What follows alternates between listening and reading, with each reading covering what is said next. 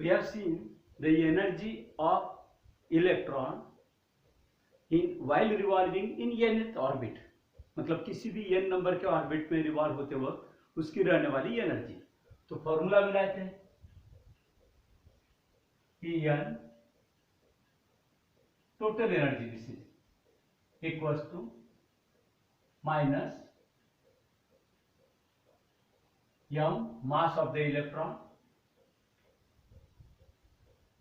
z square, that is the atomic number, e to the power 4 divided by 8 times of epsilon 0 square h square into n square. This formula we have got. इस फॉर्मूले में variables कौन कौन से हैं? जे atomic number, क्योंकि कौन से एलिमेंट का हमने एटम लिए उसके अनुसार जेड की वैल्यू चेंज हो जाएगी, और n that is the number of orbit, तो कौन से ऑर्बिट में रहने वाला इलेक्ट्रॉन ले रहे हैं उसके अनुसार एन की वैल्यू चेंज होगी। Remaining all terms, this is the mass of electron, charge on electron, Planck constant and epsilon zero, all these are constants. और इन कांस्टेंट्स की वैल्यूज रखकर जब हमने पूरा कैलकुलेशन किए थे तो जेड और एन को सेपरेट करते हुए तो पूरे कैलकुलेशन की वैल्यू आई थी minus as it is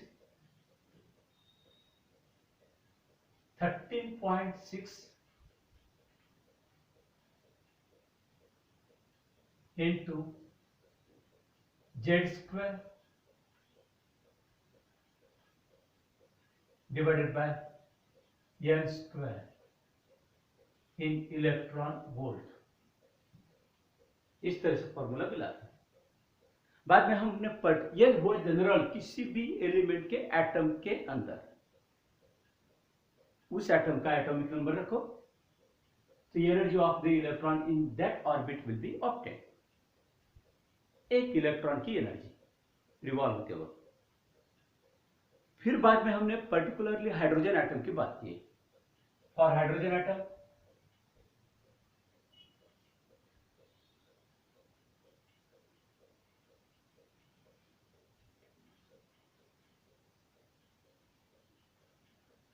hydrogen atom के लिए जेड की वैल्यू 1 ली गई और नंबर ऑफ ऑर्बिट कोई भी हो सकती है। फिर वही बात मत करो कि एक ही इलेक्ट्रॉन है तो फर्स्ट ऑर्बिट रहेगी, नहीं, कोई भी ऑर्बिट हो सकती है। तो इन जनरल हाइड्रोजन एटम के लिए फिर एनर्जी का फॉर्मूला होगा En equals to minus 13.6 divide by n square electron volt. फिर फर्स्ट ऑर्बिट में घूमने वाले इलेक्ट्रॉन की एनर्जी चाहिए तो put the value of n as 1, मतलब E1 कितनी होगी minus 13.6 divide by 1 square means 1, it will be minus 13.6 electron volt.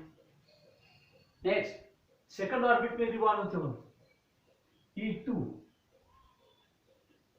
minus 13.6 divided by 2 square.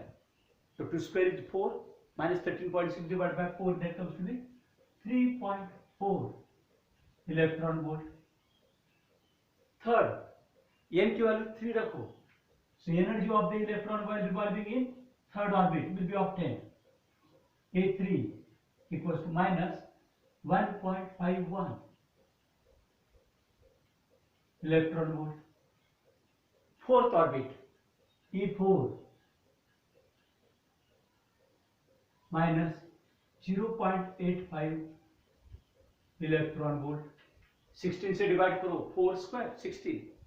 Fifth orbit E5 25 से डिवाइड करो, minus 0.54 electron volt. 10th orbit low E10 minus 0. how much minus 13.6 divide bye 10 square and 100, इसको 100 से divide करते तो 0.136 electron volt. क्या पता चल रहा है? Energy of the electron is increasing. देखो इंक्रीज हो रही क्योंकि निगेटिव साइन है और निगेटिव नंबर स्मॉल होना है यानी वैल्यू बड़ी होना, इसलिए इंक्रीज होते जा रही है as you go on increasing the energy sorry number of orbit. फिर ऐसी हालत में कभी ना कभी ये देखो E10 E11 लेते हैं तो और ये वैल्यू कम कम होती जाएगी, निगेटिव साइन छोड़ दो फिलहाल, तो ये वैल्यू क्या होगी? कम कम होती जाएगी। तो कभी ना कभी वो जीरो होगी। जीरो कब होगी? एन की वैल्यू क्या होनी चाहिए ताकि En की वैल्यू क्या हो जाएगी? जीरो। तो इस फॉर्मूले से देखो एन की वैल्यू क्या होनी चाहिए? Very very large. जैसे जैसे एन की वैल्यू बढ़ते जा रही है तो एन की वैल्यू कम कम मतलब बढ़ती जा रही है, निगेटिवली कम हो रही है, निगेटिवली कम हो रही है। तो कभी कभी क्या होगा इस तरह से? ये देखो ना, यहां से क्या पता चलेगा? कोई ना कोई वैल्यू के लिए ये वैल्यू क्या हो जाएगी? एन के कोई ना कोई एन के किसी न किसी वैल्यू के लिए ई की वैल्यू क्या हो जाएगी? जीरो। तो अब मैथमेटिकली सोचेगा कि कौन सी वो वैल्यू एन की होनी चाहिए ताकि ई की वैल्यू जीरो हो जाए। क्या होना चाहिए? एक कैलकुलेशन जीरो आना चाहिए।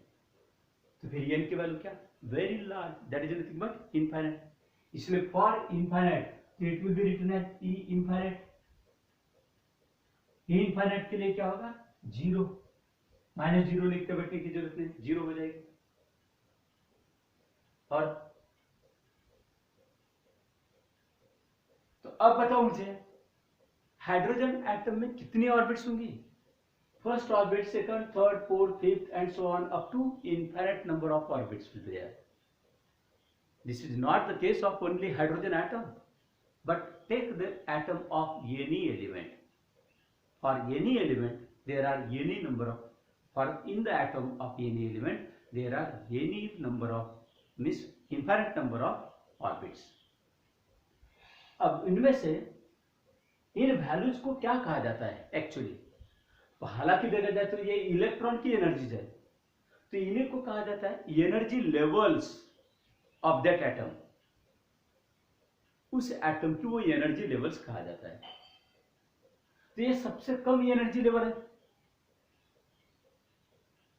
हाइड्रोजन एटम की बात कर रहा हूं मैं। ये सारी बातें जो सारी वैल्यू जो लिखा हुआ है हाइड्रोजन एटम की, फिलहाल मैं पर्टिकुलरली हाइड्रोजन एटम, तो हाइड्रोजन एटम के लिए सबसे कम एनर्जी लेवल है। तब बोलेंगे हम कि वो हाइड्रोजन एटम ग्राउंड स्टेट में है, नॉर्मल स्टेट में है, और ऐसे हालत में इलेक्ट्रॉन केवल फर्स्ट ऑर्बिट में रिवॉल्व होते रहेगा वो। उसके बाद जब मान लीजिए उस फर्स्ट ऑर्बिट में घूमते हुए हमने थोड़ी सी उसको एनर्जी दे दी है, तो तब अच्छा उसको अगर कल देखा डिटेल अपन ने कि इतनी जो एनर्जी है -13.6, तो निगेटिव साइन क्या शो कर रहा कि इतनी एनर्जी से 13.6 इलेक्ट्रॉन वोल्ट इस एनर्जी से उस इलेक्ट्रॉन को न्यूक्लियस ने बांध कर रखा, तो उसको फ्री करना है, एटम के बाहर भेजना है, एटम से फ्री करना है, तो इतनी ही मिनिमम एनर्जी देनी पड़ेगी, that was called binding energy और आयनाइजेशन एनर्जी। क्योंकि इतनी ही एनर्जी अगर दे देते इलेक्ट्रॉन को, तो पहले से इतनी एनर्जी है -13.6 और बाद में हमने दिए 13.6, तो कुल मिलाकर एनर्जी होगी 0। तो फिर वो इलेक्ट्रॉन क्या हो जाएगा? फ्री।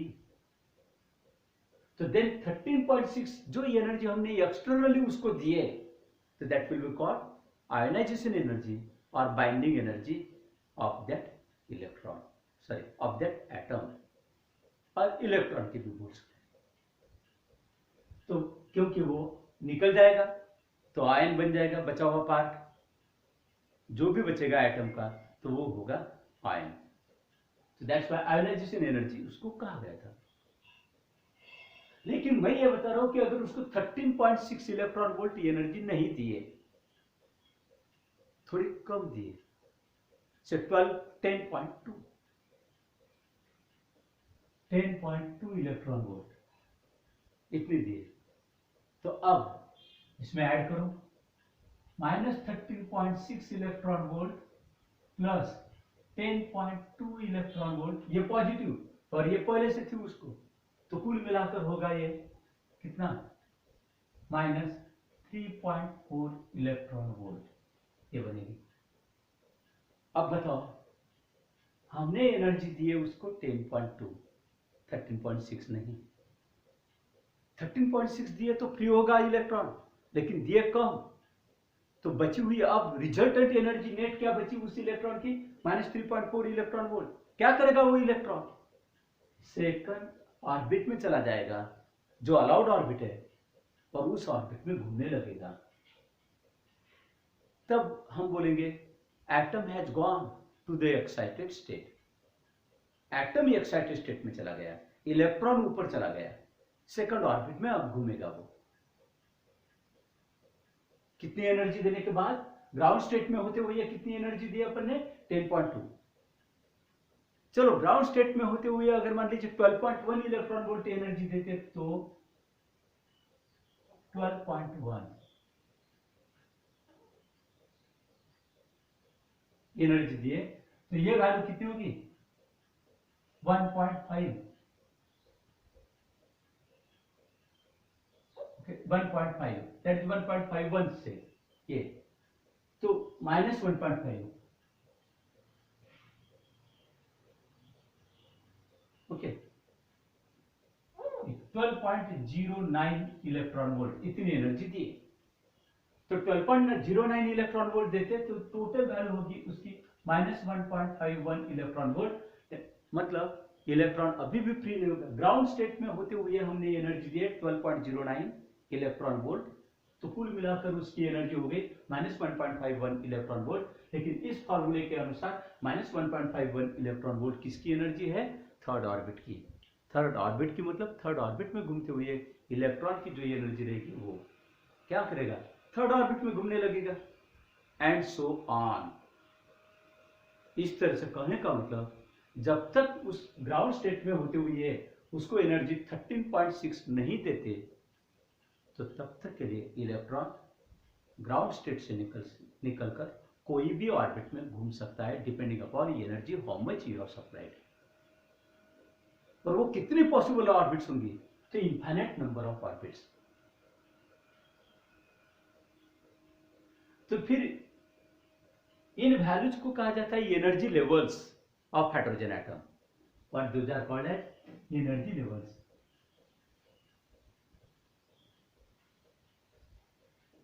तो फर्स्ट एनर्जी लेवल कितनी है, E1 -13.6 electron volt. Second energy level, third energy level, fourth energy level, fifth energy level and so on. Last energy level क्या रहेगी, 0। ऐसा बोलेंगे कौन से ऑर्बिट के लिए, इनफाइनाइट नंबर की ऑर्बिट के लिए। जरा इन एनर्जी लेवल्स को ग्राफिकली शो करो तो वर्टिकल एक्सिस पर, वर्टिकल एक्सिस यानी वाई एक्सिस पर ग्राफिकली शो करो। ऐसा अगर कहा गया तो क्या करोगे तुम, 0 और सारी वैल्यूज निगेटिव है। मैंने जब कहा कि वाई एक्सिस वर्टिकली शो करना है, एनर्जी लेवल्स वर्टिकली शो करना है, तो ये कौन से एक्सिस पर लेना चाहिए, पॉजिटिव वाई एक्सिस या नेगेटिव वाई एक्सिस पर। तो naturally all the values are negative, तो नेगेटिव वाई एक्सिस पर लेंगे। फिर 0 कहां लिया जाएगा, तो सबसे पहले यहां ये रहेगी 0 एनर्जी लेवल। इधर ये ओरिजिन समझो, ऊपर positive Y axis, negative Y axis यहां, और इधर क्या होगा, पॉजिटिव नेगेटिव एक्स एक्सिस। तो नेगेटिव एक्स एक्सिस भूल जाओ, ये पॉजिटिव एक्स एक्सिस यानी 0 एनर्जी लेवल बोलेंगे। तो इसको ई इनफाइनाइट, इसकी वैल्यू क्या हो जाएगी, 0। तो फिर ये किसके लिए रहेगी, n equals to infinite orbit के लिए। फिर फर्स्ट ऑर्बिट के लिए कितनी है, -13.6। जरा बताओ, वाई एक्सिस इधर लेना है इस तरह से, निगेटिव वाई एक्सिस, ये एक्स एक्सिस मान लिए, निगेटिव वाई एक्सिस इधर, ताकि ये मान लेता हूं E1 की value, sorry n equal to 1 के लिए, n इक्वल टू 1 के लिए, तो ये होगी E1 की वैल्यू,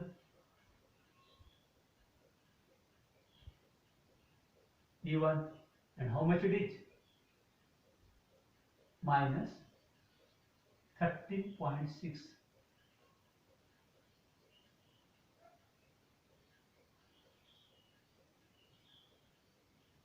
इलेक्ट्रॉन वोल्ट, ये हो जाएगी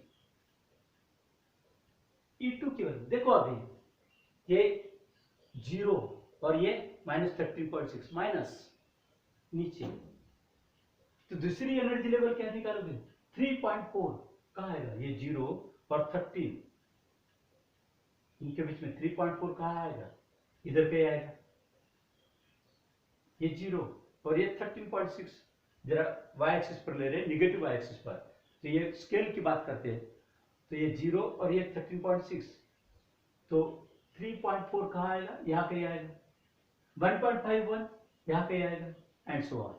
तो ये जरा पूरे अकॉर्डिंग टू स्केल ड्रॉ न करते हुए एक काम करता हूं मैं, ये बताता हूं, E2 अकॉर्डिंग टू स्केल निकाले तो थोड़ा ट्रबल होगा, इसलिए E2 सेकंड एनर्जी लेवल,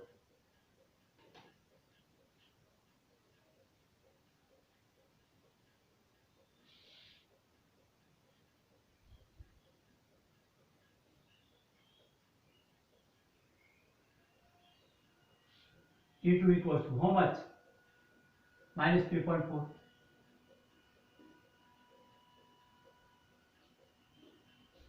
दूसरे ऑर्बिट के लिए है ये, यस, n इक्वल्स टू 2,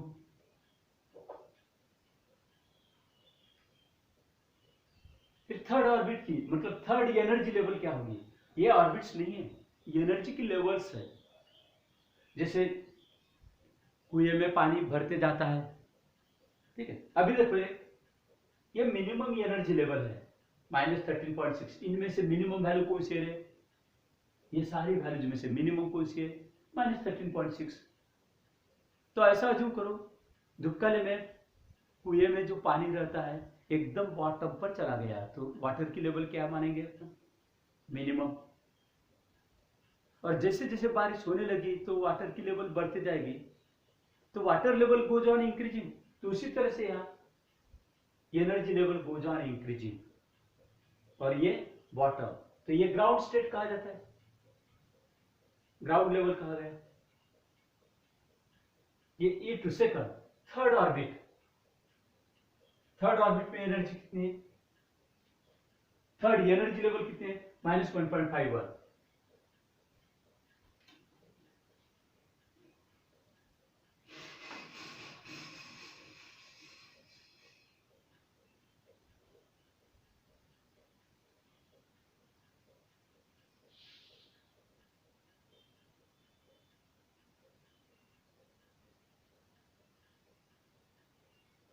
ये क्या लोगे? E3 how much? -1.51।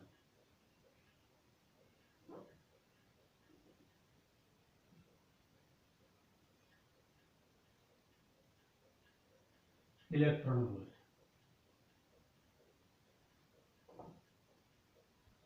ये equals to 3। Fourth orbit, fourth orbit में -0.85, ये फोर्थ ऑर्बिट,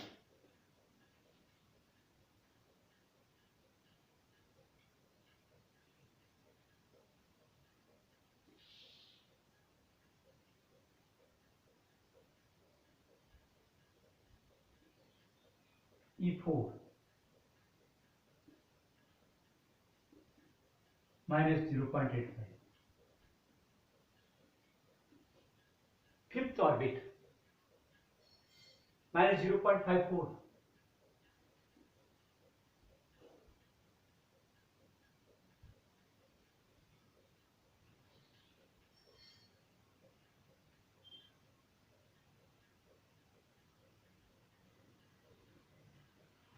E5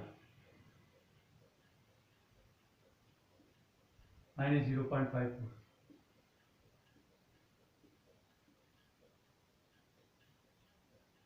ये एनर्जी लेवल्स ड्रॉ करते वक्त थोड़ा सा एक तुम्हारे ध्यान में आया होगा, मैंने ये दो एनर्जी लेवल्स के बीच में डिफरेंस इक्वल क्यों नहीं रखा।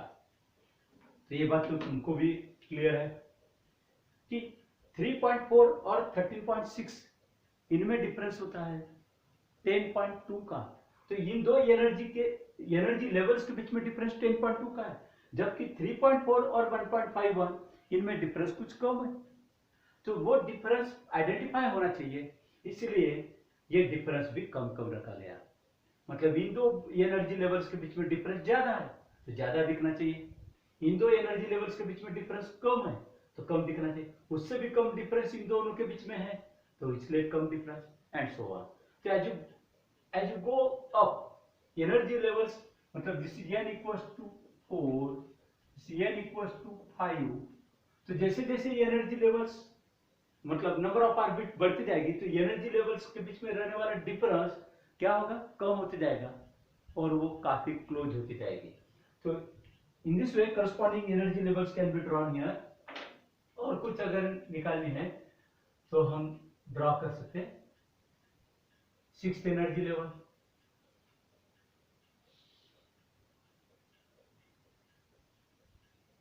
And so on. 7th energy level,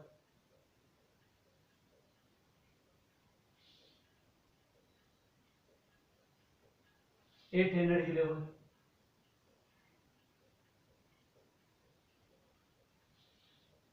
consciously ये निकालते हो तो डिफरेंस कम कम होते जाना चाहिए। तो इनफाइनाइट यहां तो एकदम काफी क्लोज आ जाएगी। तो in this way you can have the energy levels. So this diagram is called energy level diagram of hydrogen atom. What this called है एनर्जी लेवल्स। मतलब इसमें क्या बता रहे हैं हम, एनर्जी लेवल्स किसकी, हाइड्रोजन एटम में रहने वाली energy levels that we have drawn here. अब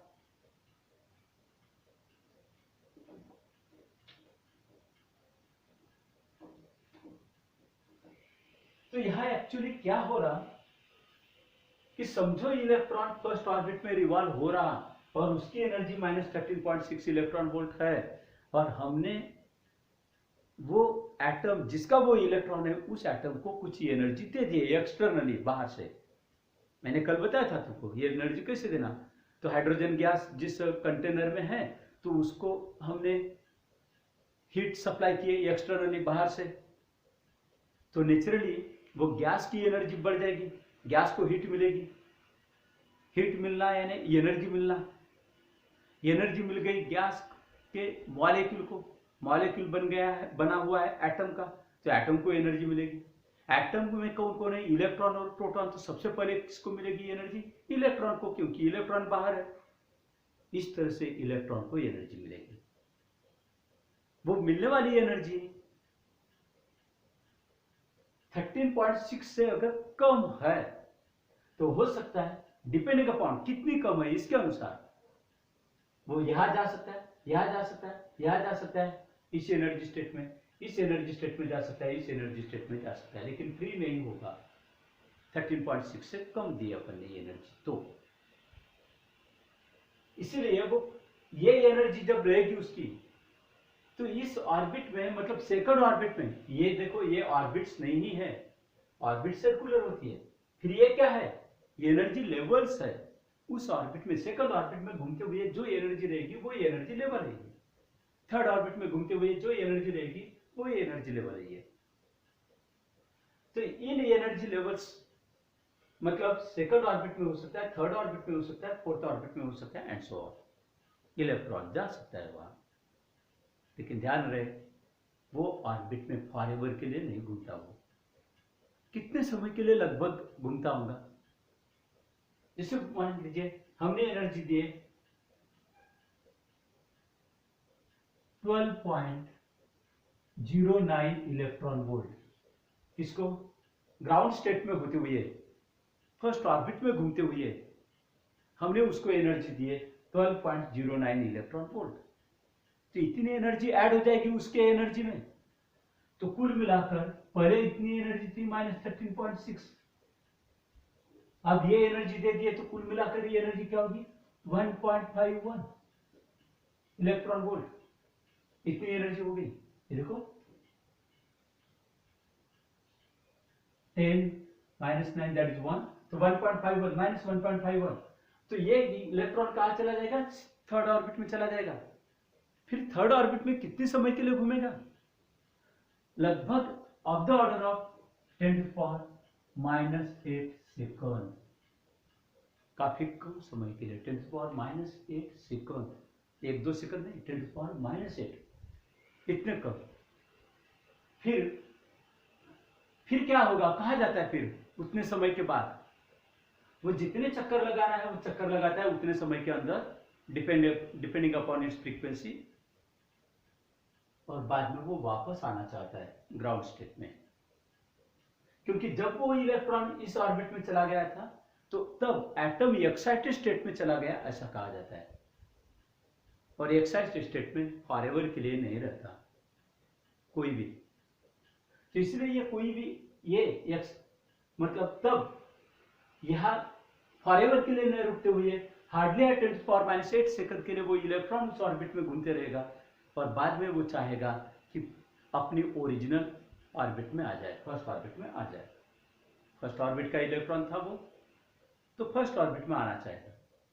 यहां आते वक्त जब वो यहां से लेकर यहां वापस आएगा तो उसको बोलते ट्रांजिट होना, तो ट्रांजिशन होगा इलेक्ट्रॉन का, what it will be there, transition, electron का ट्रांजिशन होगा। ट्रांजिशन होते वक्त वो थर्ड से फर्स्ट ऑर्बिट में डायरेक्टली आ सकता है, या तो थर्ड से पहले सेकंड में भी 2-3 चक्कर लगाएगा, फिर भी वो एक्साइटेड स्टेट है वहां भी नहीं रुकेगा, और बाद में फर्स्ट में आएगा। Finally after coming to the first it will revolve in that orbit forever.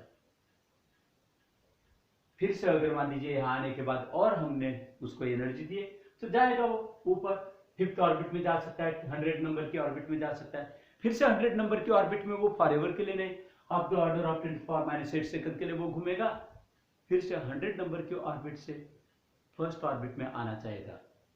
लेकिन 100 नंबर की ऑर्बिट से फर्स्ट ऑर्बिट में आते वक्त जरूरी नहीं कि डायरेक्टली 100 से फर्स्ट में आएगा, वो 100 से 60 नंबर की ऑर्बिट में पहले आएगा, और 60 से 32 नंबर की ऑर्बिट में आ सकता है, 32 से फर्स्ट में आ सकता है, 32 से 25 में पहले आएगा, और 25 से फर्स्ट में आ सकता है। यानी कितने पॉसिबल कॉम्बिनेशंस हो सकते हैं उसके, ये all possible transitions are there.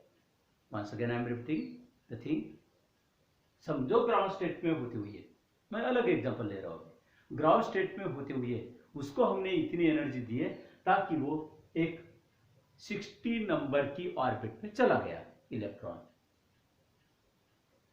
तो वो एक्साइटेड स्टेट में है, 60 नंबर की ऑर्बिट में चला गया, एक्साइटेड स्टेट में है, एटम एक्साइटेड स्टेट में, तो उस ऑर्बिट में इलेक्ट्रॉन केवल इतने, इस ऑर्डर के लिए इतने समय के लिए घूमेगा, बाद में इलेक्ट्रॉन वापस आना चाहेगा, कहां से, 60 से, कहां तक, फर्स्ट में, तो 60 से फर्स्ट में आते वक्त डायरेक्टली आना ही चाहिए, जरूरी नहीं है, हो भी सकता है 60 से फर्स्ट में आ जाए, तो then we will say that there is the transition from 60th orbit to the first orbit. लेकिन ऐसा भी तो पॉसिबल है 60 से सेकंड में पहले आ जाए और सेकंड से फर्स्ट में, तो ऐसे दो जंपिंग हो सकती है उसकी, या ऐसा भी तो हो सकता है 60 से 20 में पहले आ जाए, 20 से फोर्थ में बाद में, और फोर्थ से फर्स्ट में, ऐसे कितने पॉसिबल वेज है, वेरी लार्ज नंबर, ये सारे पॉसिबल वेज हो सकते हैं, इसको बोलते हैं ट्रांजिशन होना। अब समझो आउटर नंबर की ऑर्बिट है कोई तो भी यम, उसको यम, और अगर मान लीजिए इनर बाद में जंप कर रहा हो कुछ सेकंड ऑर्बिट में, तो फिर अब अज्यूम करो सेकंड ऑर्बिट में ट्रांजिशन होना है उसका, सेकंड में फॉर एवर के लिए नहीं रुकेगा, वो फर्स्ट में आना ही है कभी न कभी। लेकिन फिलहाल मैं एक बता रहा हूं कि मान लीजिए सेकंड ऑर्बिट में ट्रांजिशन होना है, तो उसकी नंबर बता रहा हूं n equals to 2, second orbit में n की वैल्यू 2। कहां से हो सकता है सेकंड ऑर्बिट में ट्रांजिशन? थर्ड से हो सकता है, फोर्थ से भी हो सकता है, फिफ्थ से भी हो सकता है, सिक्स्थ से भी हो सकता है। यानी ये नंबर ऑफ ऑर्बिट्स थर्ड से, फोर्थ से, फिफ्थ से, सिक्स्थ से एंड सो ऑन, इस तरह से हो सकता है। तो इनको मैं यम से बताता हूं। यम की वैल्यू क्या हो सकती है? अगर n की वैल्यू 2 है तो यम की वैल्यू क्या हो सकती है? It may be third, it may be fourth, it may be 5, it may be 6 and so on. n की वैल्यू अगर मान लीजिए मैंने 7 लिया, इसका मतलब 7th ऑर्बिट में ट्रांजिशन होगा, तो तब यम की वैल्यू क्या होगी?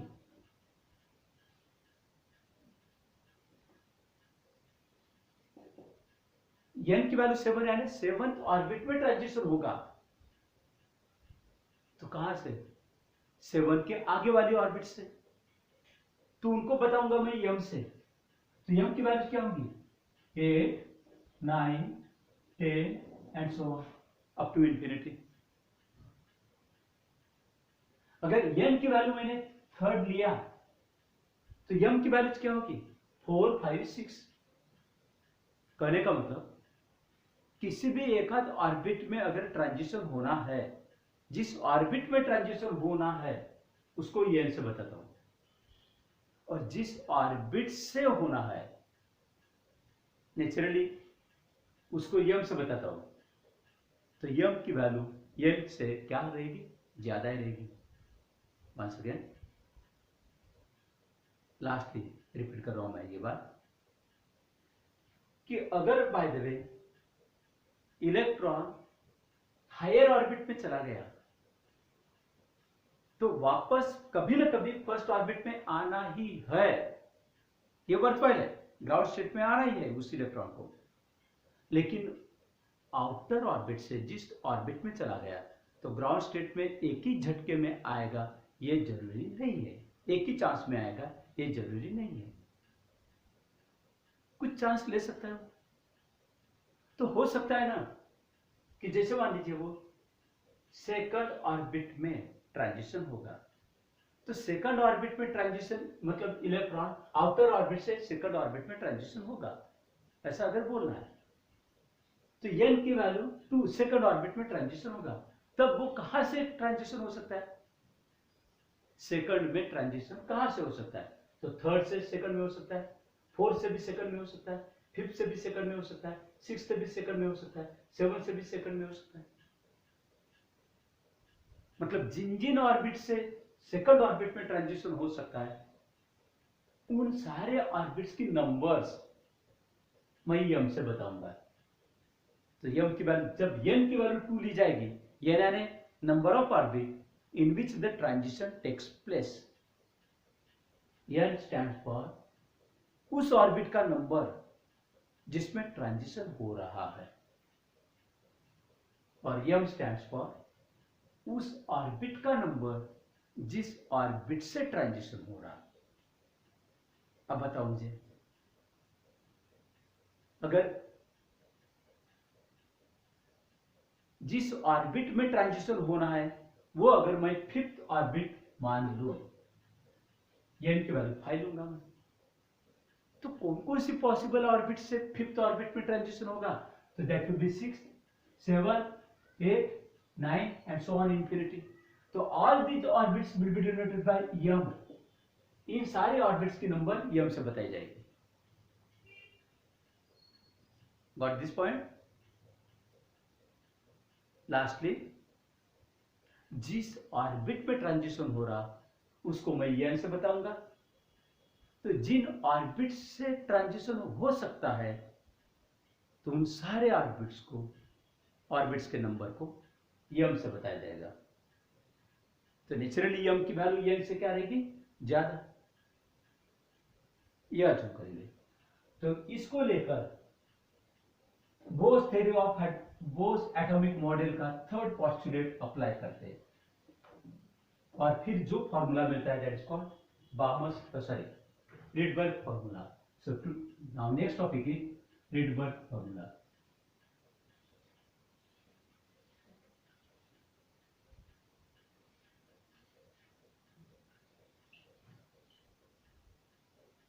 Rydberg formula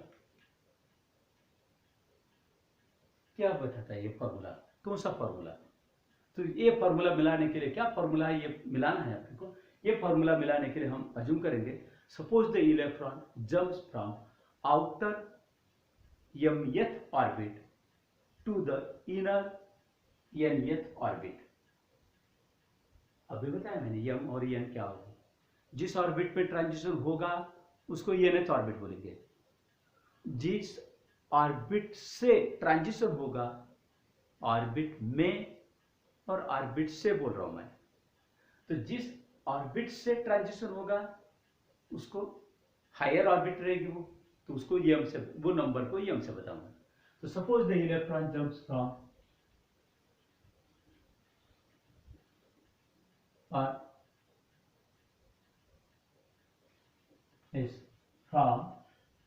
mth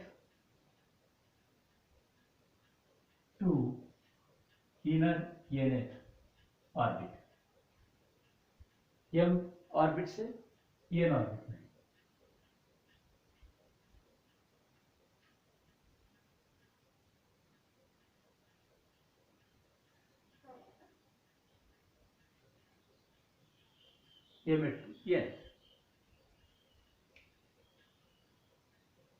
Bose atomic model का थर्ड पोस्टुलेट ये था कि जब electron can make the transition from outer orbit to the inner orbit, तो उस वक्त दो ऑर्बिट्स के बीच में जितने एनर्जी का डिफरेंस है उतने एनर्जी का डिफरेंस कहा जाता है, उसका बनता है पैकेट, बंडल, और वो बंडल बाहर आ जाता है इन द, तो उस बंडल का नाम था फोटॉन।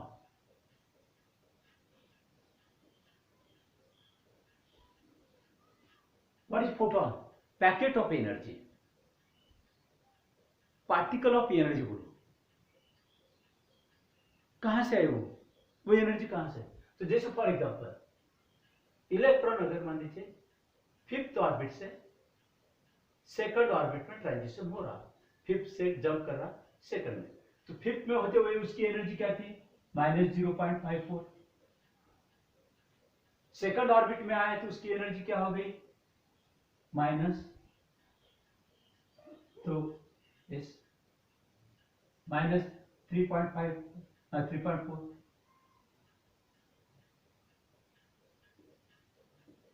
तो एनर्जी का डिफरेंस कितना होगा? कहां से ट्रांजिशन हुआ? -5.4 से। हायर एनर्जी है ये, ध्यान में रखो। This is E5।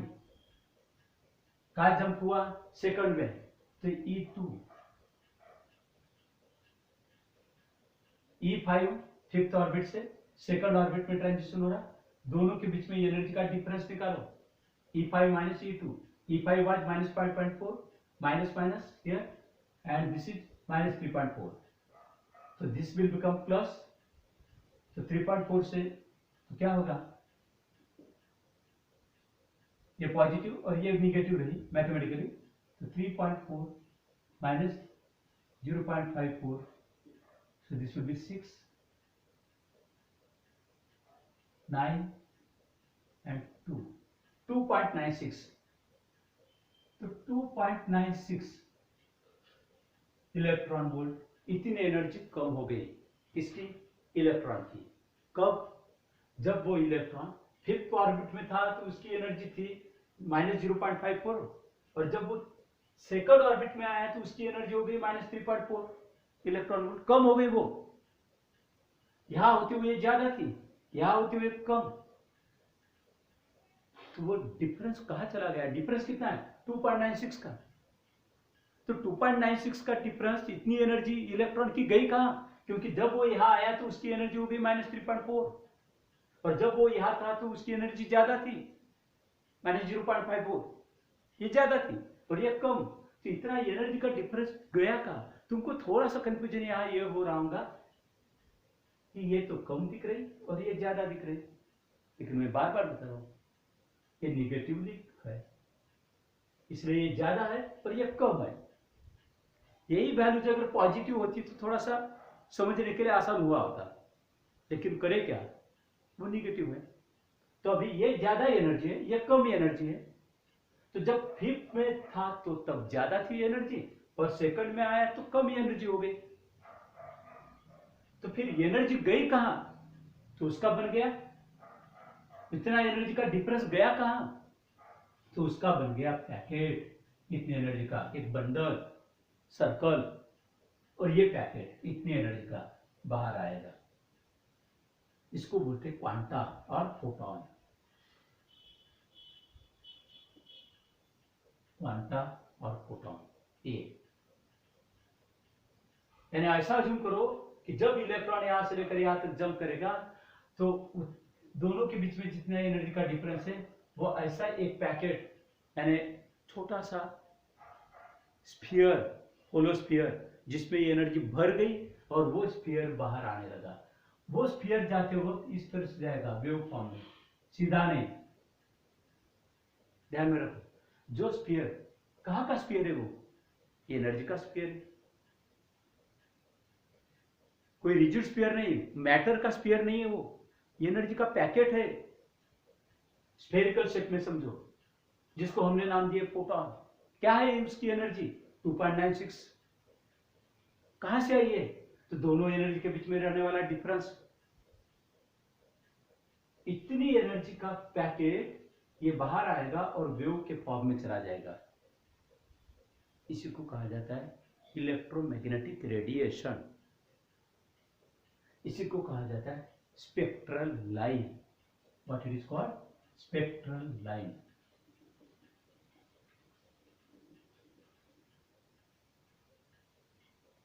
हालांकि देखा जाए तो वो लाइन नहीं है, वो वेव है, लेकिन उसको कहा जाता है स्पेक्ट्रल लाइन।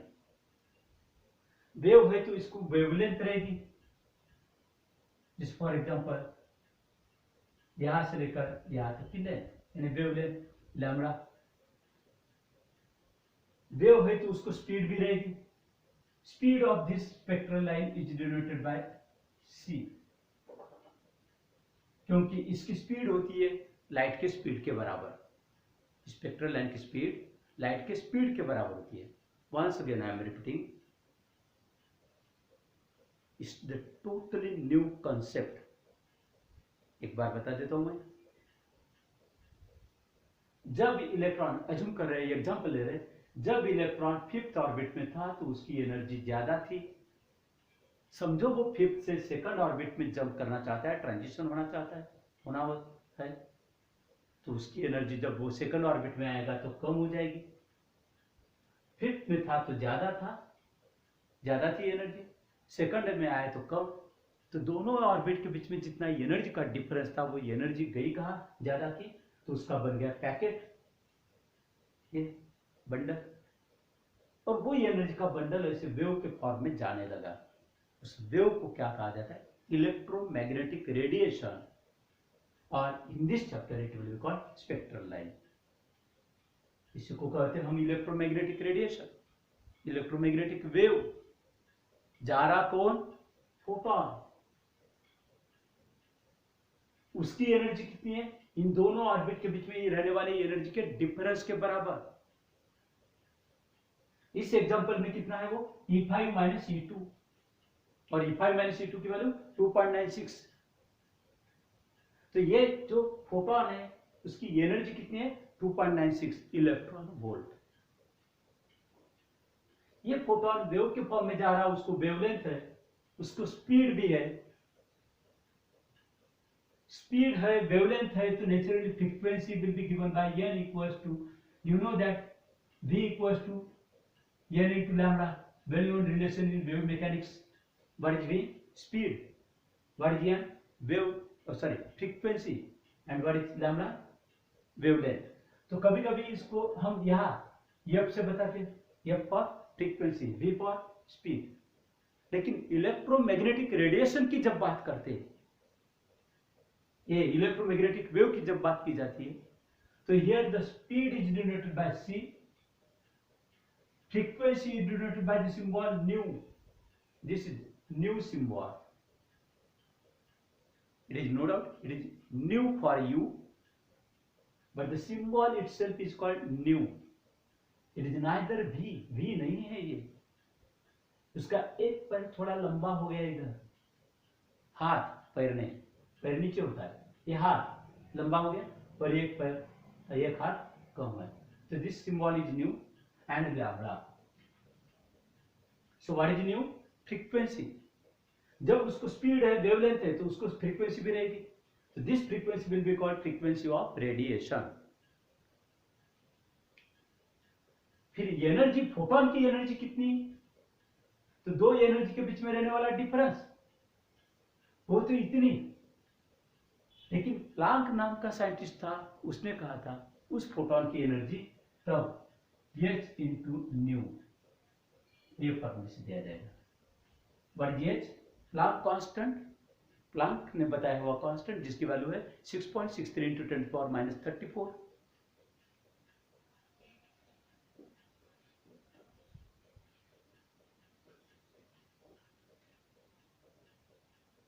Joule second. और what is nu? Frequency of that radiation. ये जो रेडिएशन निकला उसकी फ्रीक्वेंसी अगर पता है से न्यू, तो फिर फोटोन की एनर्जी क्या रहेगी, h इंटू न्यू. ये कहा था प्लांक नाम के साइंटिस्ट ने, और इस थ्योरी का नाम है प्लांक क्वांटम थ्योरी. क्या कहता है वो, जब भी इलेक्ट्रोमैग्नेटिक रेडिएशन होता है तो उस इलेक्ट्रोमैग्नेटिक रेडिएशन में किसकी वजह से होता है, वो फोटोन की वजह से. वो इलेक्ट्रोमैग्नेटिक रेडिएशन एक वेव है, उस वेव की क्या रहेगी, फ्रीक्वेंसी रहेगी. वो फ्रीक्वेंसी अगर पता है से न्यू, इसकी वैल्यू अगर पता है, वो वेव की फ्रीक्वेंसी पता है, तो उसमें वो वेव जिस फोटोन की वजह से है, उस फोटोन की एनर्जी क्या रहेगी, h इंटू न्यू. समझो दिस इज समथिंग 10⁻14 हर्ट्ज, तो energy will be obtain. This is the energy of that photon. Lastly, I am telling,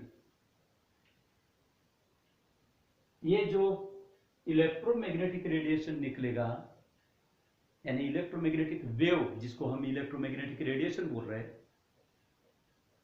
तो वो निकलने वाला वास्तव में फोटोन रहेगा, एनर्जी का पैकेट रहेगा, और वो जाते वक्त इस तरह से वेव फॉर्म में चला जाएगा. तब बोलेंगे हम निकला तो फोटोन, लेकिन जा रहा वेव के फॉर्म में, इसलिए हम बोलेंगे वो क्या जा रहा, इलेक्ट्रोमैग्नेटिक रेडिएशन जा रहा, या फिर स्पेक्ट्रल लाइन जा रही, ऐसा बोलेंगे. स्पेक्ट्रल लाइन मिल गई, ये बोलेंगे. फिर वो इलेक्ट्रोमैग्नेटिक वेव जो जा रही है, उसको फ्रीक्वेंसी है, उसकी फ्रीक्वेंसी अगर पता है, तो वो वेव बनाने वाला जो फोटोन है उसकी एनर्जी क्या रहेगी. तो according to Planck that energy is given by h into new.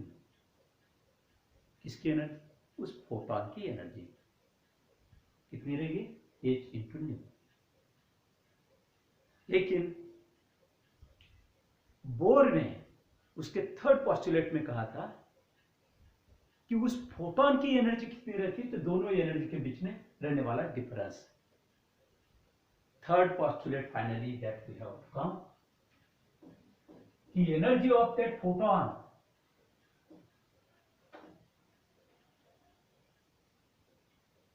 अब बोलो, suppose the electron jumps from mth outer orbit to nth inner orbit. Outer mth orbit से इनर nth ऑर्बिट में jump कर रहा photon, sorry electron. तो फिर outer orbit में होते हुए उसकी नंबर क्या थी, m. तो ये रहेगी em. What is it, em, energy of the electron while being in mth orbit. So it will be energy state em. फिर जब nth अंदर वाली ऑर्बिट में आ गया, जैसे फिफ्थ ऑर्बिट से सेकंड ऑर्बिट में, तो फिफ्थ ऑर्बिट में E5, तो E5, तो ये फिफ्थ से सेकंड में आ रहा है, ये मैं एग्जांपल के तौर पर बता रहा हूं। तो जनरल बात करना है तो mth outer to inner nth इसमें आ रहा, तो E M minus E five, तो E M minus E N कहा जाएगा, E M minus E N. तो ये क्या हुआ, एनर्जी का डिफरेंस, इतने एनर्जी का डिफरेंस का क्या हुआ, पैकेट बन गया और वो जा रहा, लेकिन उसकी एनर्जी इनके डिफरेंस के बराबर, तो वो क्या बनता है, फोटॉन। तो फोटॉन की एनर्जी क्या होती है, H into nu. What is nu, frequency of that radiation. तो जहां से न्यू की वैल्यू मिलेगी, nu equals to E M minus E N divide by H. चलो ये फिलहाल मैं एच इंटू न्यू और साइड चेंज कर दिया, ऐसे समझो, it will be E M minus E N. Lastly, according to third postulate, Bohr says that the electron can make the transition from outer orbit to the inner orbit. While doing that transition, it emits the energy. वो electron क्या करता है, energy छोड़ देता है, radiate करता है, in the form of performing means in the form of a photon, photon के फॉर्म में। यानी वो एनर्जी, दोनों एनर्जी के बीच में जितना डिफरेंस है उतने डिफरेंस का क्या बनता है, एक पैकेट, उसको क्या नाम दिया, photon. So what is the energy of that photon? It is equal to the difference between those two energy levels. Em minus En. अब इसकी वैल्यू रखो, Em यानी energy of the electron while being in mth orbit. अब बताओ En की value, ये Em की value क्या होगी फिर, जैसे m की वैल्यू 5 बोलना है तो E5, तो 5 n की जगह पे 5 रखेंगे, तो उसी तरह से यहाँ क्या होगा, em की value minus m z square e to the power 4 divided by 8 times of epsilon 0 square h square into m square. Now you may get confused with here. Here m will stand for mass of the electron, may be denoted by me deliberately, so as to avoid the confusion with this m. Here m is the number of that orbit where from the transition takes place. इस example में कहां से कहा था, m से लेकर n तक आ रहा था, तो ये em क्या है, ये mth ऑर्बिट की एनर्जी, en क्या है, nth ऑर्बिट की एनर्जी माइनस, nth ऑर्बिट की एनर्जी क्या है, minus m again z square, this is minus m e z square into e to the power 4 divide by 8 times of epsilon 0 square h square into m square. Is will become minus minus plus, common terms क्या है, बहुत सारे बचे हुए, कौन सा, तो ये कॉमन टर्म्स लेता हूं मैं, मास of electron z square e to the power 4, deliberately I am writing this z square here, okay, then m e t to the power 4 8 times of epsilon 0 square h square, इतने terms common. अब यहाँ m है और यहाँ n है, n लेकिन minus minus क्या होगा, प्लस हो जाएगा ये, क्योंकि ये माइनस तो ये, और en की वैल्यू ये, माइनस माइनस प्लस, लेकिन यहाँ तो ये ब्रैकेट में रहेगा 1/n स्क्वायर, 1/n स्क्वायर, क्योंकि माइनस माइनस प्लस ये हुआ, n स्क्वायर पॉजिटिव हुआ और ये निगेटिव रहा, इसलिए minus 1/n square. Got this point? Next, taking this is the value of h nu.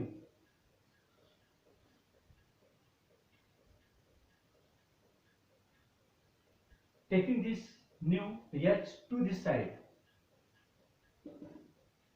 and nu is the frequency. Just I have said before some time, c equals to, because original formula was v equals to n lambda, wave mechanics का formula, तो c equals to क्या होगा, new into lambda. ये general किसी भी wave के लिए, और ये है इलेक्ट्रोमैग्नेटिक वेव के लिए सिंबल्स. तो c फॉर स्पीड, इसकी जगह पे ये है, फ्रीक्वेंसी की जगह पे न्यू है, लैम्डा एज इट इज. तो न्यू का फॉर्मूला क्या होगा, c डिवाइड बाय लैम्डा. तो न्यू का formula c divide by lambda रखता हूं, c divide by lambda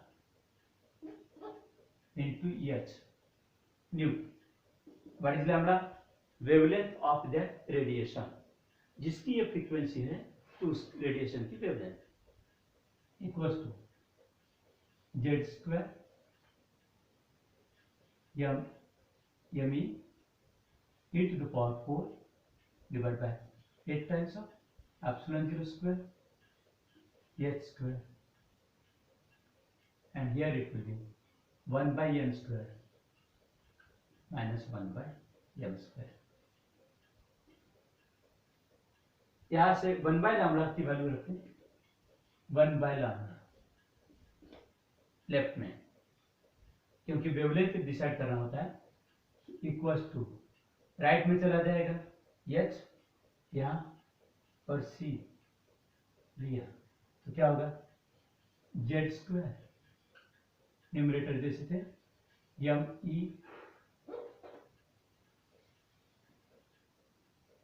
e to the power 4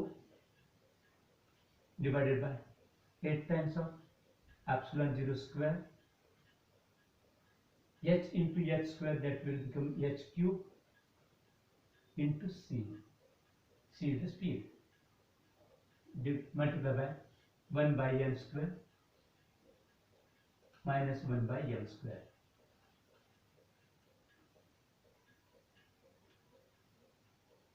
Now this term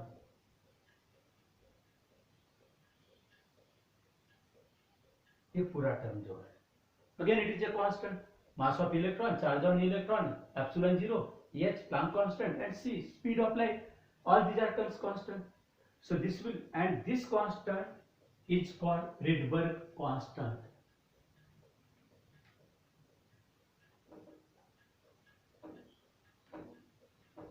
The constant is named as Rydberg constant, denoted by Rh. So therefore 1 by lambda z square as it is, this one, remaining term Rydberg Rh, capital R H, and in bracket it will be remaining 1 by n square minus 1 by m square.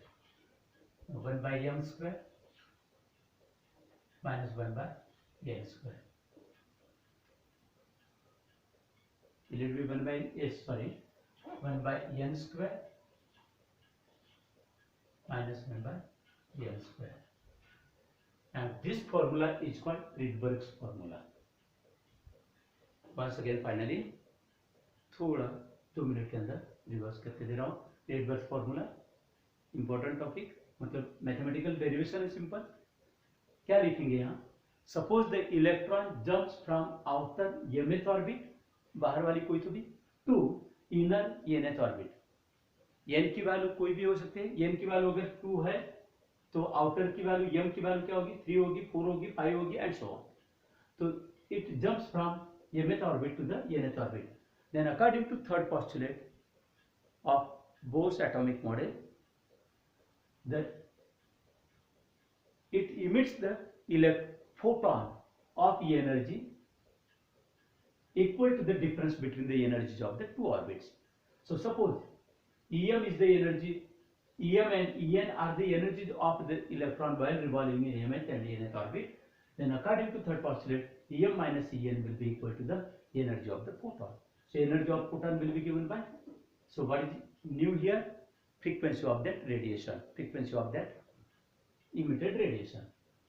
So Em, h nu equals to Em minus En. So put the value of Em and En and simplify this. Then you will have this formula that is called Rydberg's formula. Details of this formula are to be discussed later on.